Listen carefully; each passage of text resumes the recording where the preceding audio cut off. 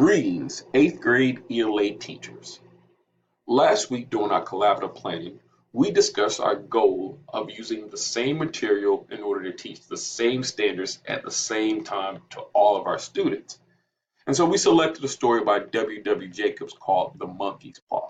And as promised, I told you guys I would do a little bit of research, try to do a little bit of organization, see if I can structure a virtual learning assignment or something in order to show us what resources we have out there. And I did. So in order to get started, I kind of want to explain what the point and purpose of this screencast is going to be. I just want you guys to have a summary, a synopsis of what's out there and not worry too much about trying to copy down all the information because what I've done is I've placed it on my teacher website. And I sent you guys the link, but if you go to my teacher website, you click on virtual learning assignments, what'll populate is basically everything that we're going to talk about just in a little more detail. So here we have the story, the background information and instruction for the students, and then all 8 of the assignments that I want to discuss, including the extra credit opportunity. Now, again, I want to kind of keep this as short as possible so that I can really focus on the 2 or 3 apps that I think are going to really stand out. So first things first, what our kids will need to do is log in to Office 365. When they go there, they're going to click on the web launcher and they need to open up a program called Teams. And we're all super familiar with Teams. We like it, we enjoy it. So I thought it'd be a great way for us to do our warm up or our sponge activity or icebreaker, whatever you guys call it. And so since the story is all about superstition and greed and magic and wishes, what happens when you tempt fate or you try to change your destiny, I thought it'd be a great idea for us to ask our kids a series of questions. And one of those questions could be, if you could wish for 3 things, what would they be? Another question that I asked the kids was also, what kind of superstitious behaviors do you or people you know believe in? And if you look, I mean, the kids really enjoyed the conversation. My co-teacher logged in, my student teacher logged in. The kids kept the comments professional. They used memes, stickers, emojis. Some of them even attached additional readings for us to kind of like look at. And so I had a great time using Teams, which brought me to the next part of the lesson.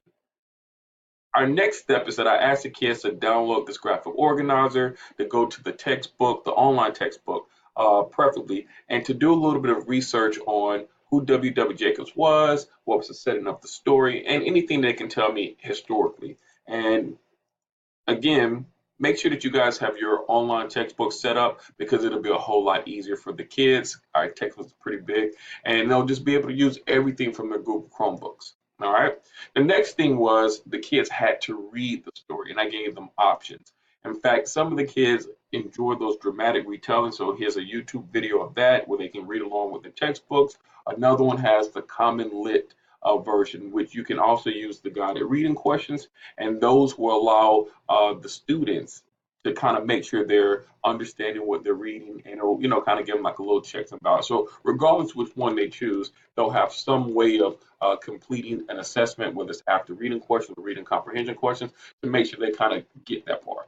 Once they finish reading the story, then we get to the fun stuff. And that's where they can compare and contrast a variety of visuals or film adaptations. Like, for example, the first one is a short film interpretation. It's 29 minutes. It's on YouTube. There's also the Simpsons parody of the Monkey's Paw.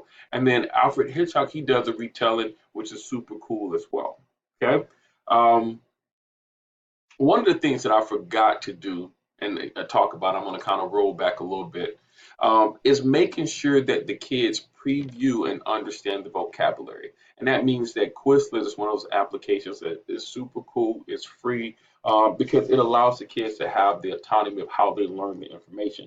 For example, the kids can do flashcard sets, or they can practice writing the words or spelling the words, or even test their knowledge of the words. And then this is gamification section where they can match, they can play gravity, or the teacher can even set up a live session where the kids are placed in groups and they compete against each other in order to match the term with the definition.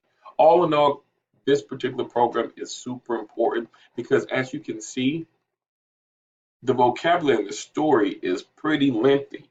The story in itself, The Exile, is 880, and our eighth grade students should be somewhere between a 1010 and an 1185. But as we discussed in our meeting, we have students who have recently exited out of ESOL, and they're reading at, in the low 500s, right around 520. We have our less proficient or struggling readers who are in the 700s. And because this story in itself was published in England in 1902, we know that our students are going to have a lot of foreign words they will not know. So, making sure that they understand what they're reading, and they comprehend it is going to make sure that they have a better understanding of the story. And that's why I think quiz is important.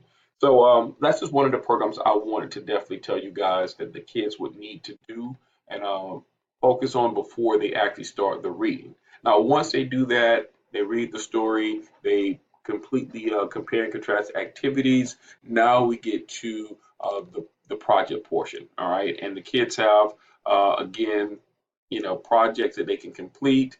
It's a choice board project, and they're ready for the next step, which is essentially completing the online test through forms. Now, before they get to that part, we have a Quizzes set up. And if you guys aren't familiar with Quizzes, you definitely should be.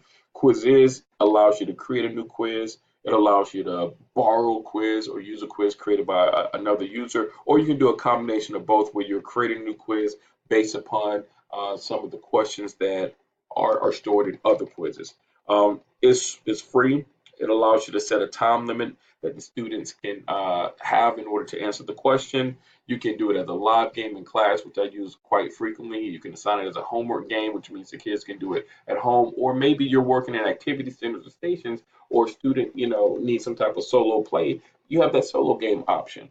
All in all, when the kids answer the question, you have the option whether or not they can see the answer to say, oh, okay, hey, I got that wrong, but this is the correct answer. Or you can just simply show them, hey, you got this one wrong. Now you need to find the correct answer. It's a super easy program. It's fun. The kids love it, primarily because it gives them so many options. The teacher can keep the kids engaged by shuffling the question and answers, by even showing like the leaderboard, memes. It plays music. It's a pretty cool program. And once the kids have had enough time to work with that, then we get to our final assessment, which is the monkey's paw. And I'll do a separate screencast showing you guys how to set it up, how to add questions, change the information, and even I'll analyze the responses. So again, no stress, but I just wanted to give you guys an overview of what we have available with the monkey paw.